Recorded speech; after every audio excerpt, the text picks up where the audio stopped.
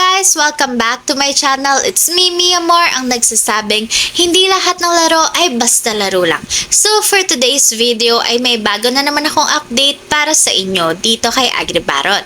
At ito ay walang iba kung hindi ang bago nilang labas na livestocks at ito ay walang iba kung hindi ang duck.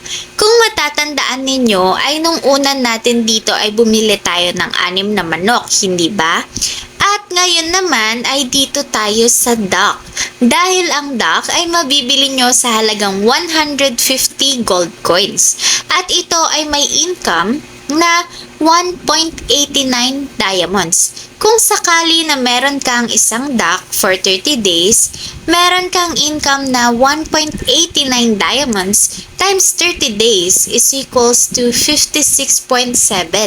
At sa PHP, ito ay nagkakahalaga ng 567 PHP. Paano naman kapag 6 ducks ang binili mo? Katulad sa 6 na manok na binili natin nung last time. So, meron kang 1.89 diamonds times 6 is equals to 11.34 diamonds at sa PHP, ito ay nagkakahalaga ng 1,134 PHP. E paano naman kung sa 30 days? E di meron kang 11.34 diamonds times 30 days is equals to 340.2 diamonds at sa PHP ito ay nagkakahalaga ng 3,402 PHP. O diba? Napakalaki ng difference sa manok na income.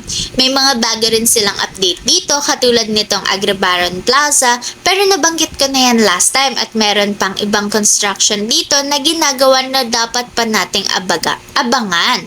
Katulad dito, meron na rin silang bagong building at ito ang Agribaron Mall. Dito din sa gilid niya ay may nakatayo na rin na Agribaron Casino na pwede kang maglaro. At panigurado marami pa tayong dapat na abangan.